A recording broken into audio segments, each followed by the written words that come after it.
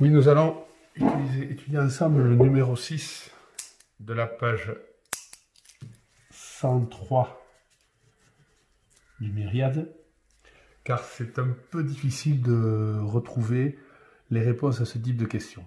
Alors, on va essayer de faire ensemble. On nous dit, les figures ci-dessous sont construites à l'aide de points, et on va essayer de repérer une formule qui permet d'écrire la relation qu'il y a entre le numéro de l'étape et le nombre de points chaque fois. Alors ici, étape numéro 1, on a 2 points. Étape numéro 2, 4 points. Étape numéro 3, 6 points.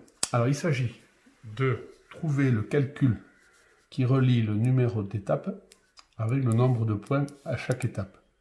Alors ici, c'est presque un peu évident. Presque, c'est le numéro de l'étape 1. On le multiplie par 2. Le double de 1 fait 2. Le numéro d'étape, c'est 2. Ici, on le multiplie aussi par 2. Le numéro d'étape, ici, c'est 3.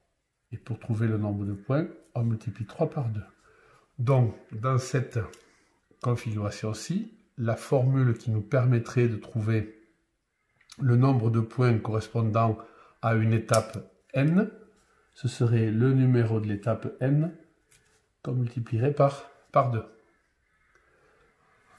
Pour cette question-ci, ici, on va repérer le numéro étape 1, il y a 3 points. Étape 2, il y en a 5. Étape 3, il y en a 7. Donc, il semblerait que d'une étape à une autre, il y ait chaque fois 2 points de plus. Alors, on va pouvoir donc écrire le numéro de l'étape fois 2. Alors, on peut écrire donc que c'est numéro de l'étape 1 qu'on multiplie par 2. Et on va encore ajouter 1 pour avoir 3. Le numéro de l'étape, c'est 2. On va le multiplier par 2. Et pour trouver 5, on ajoute un point. Le numéro d'étape, c'est 3. On le multiplie par 2. 3 fois 2, 6. Et encore plus 1 pour trouver 7. Donc, si l'étape ici était n, pour la nème étape, ou de numéro n, il faut prendre donc le numéro de l'étape, le multiplier par 2 et ajouter 1. Ça veut dire que dans cette question-là, on prendrait le numéro d'étape n, on le multiplie par 2 et on ajoute 1. Alors maintenant pour les autres étapes en dessous, ici, je pense que ça doit être bon ici.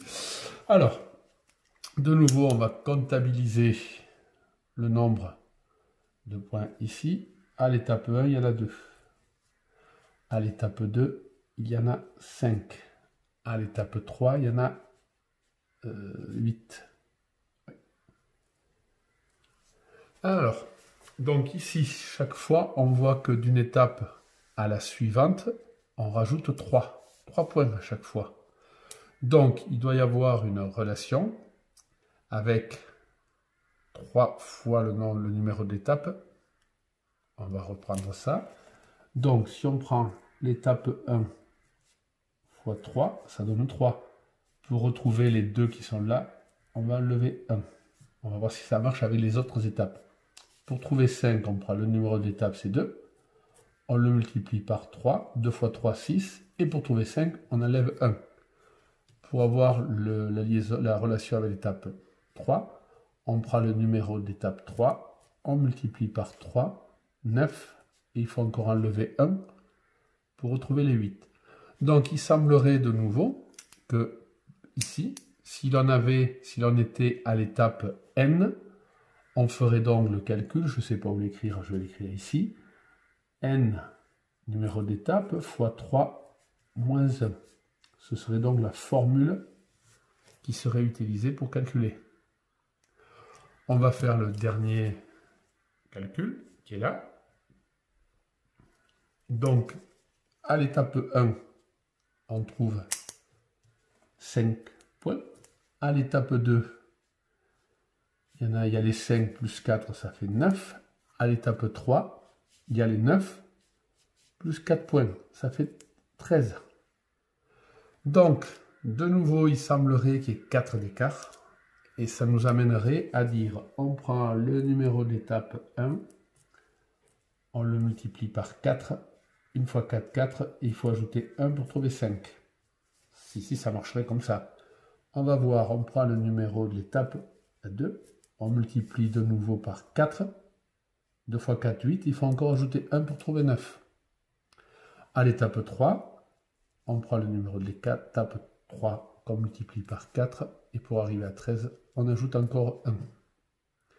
Donc il semblerait que ici, si on était à l'étape n, on prend le numéro de l'étape n, on la multiplie par 4, et il faut encore ajouter 1 pour trouver le nombre de points de la figure à l'étape n. Alors si vous voulez bien, on va regarder à la page 40 de votre cours. On avait laissé l'exemple A, on va essayer de le traiter maintenant. On va traiter donc l'exemple A du cours maintenant. Donc, j'excuse ça, il faut que je change les positions. On doit être assez bon ici. Ouais. Donc, ici, on a, dans l'exemple A de la page 40, à l'étape 0, on a une allumette. À l'étape 1, 4 allumettes. À l'étape 2, 7 allumettes. À l'étape 3, eh bien, on avait les 7 allumettes de l'étape précédente, plus 3 encore, ça fait 10. Donc, si on dessine à l'étape 4, eh bien, on a l'étape 0, la 1, l'étape 2, l'étape 3, et on rajoute encore une étape, encore 3 allumettes pour faire 13 allumettes. Alors, il semblerait ici que entre chaque étape, il y ait 3 d'écart. Donc, comme on l'a dit tout à l'heure, il semblerait que si l'on avait à vérifier ça, donc ici, on prendrait le numéro de l'étape. Ici, donc c'est, je vais le faire en rouge ici.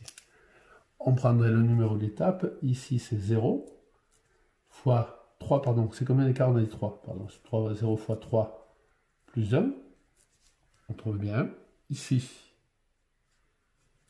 1 fois 3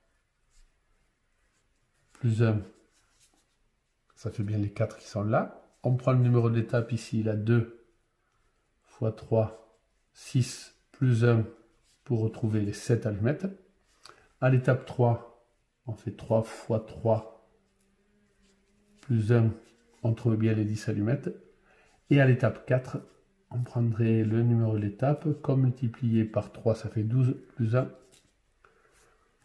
ça fait donc 13. Donc, à l'étape 100, on va prendre le numéro de l'étape 100, multiplié par 3, auquel on ajoute 1, ça fait donc 300 plus 1, ça fait donc 301 allumettes. Eh bien, à une étape donnée n,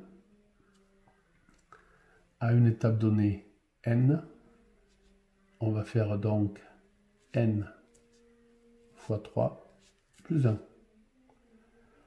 Donc, pour l'étape n, il faudra n fois 3 plus 1. Cette expression donne donc le nombre d'allumettes en fonction du nombre n d'étapes. Donc cette expression comporte une lettre, on l'avait déjà vu, c'est donc une expression littérale. Voilà, merci, vous aurez un exercice à faire un peu comme ça, mais c'est un peu difficile, je vous l'accorde.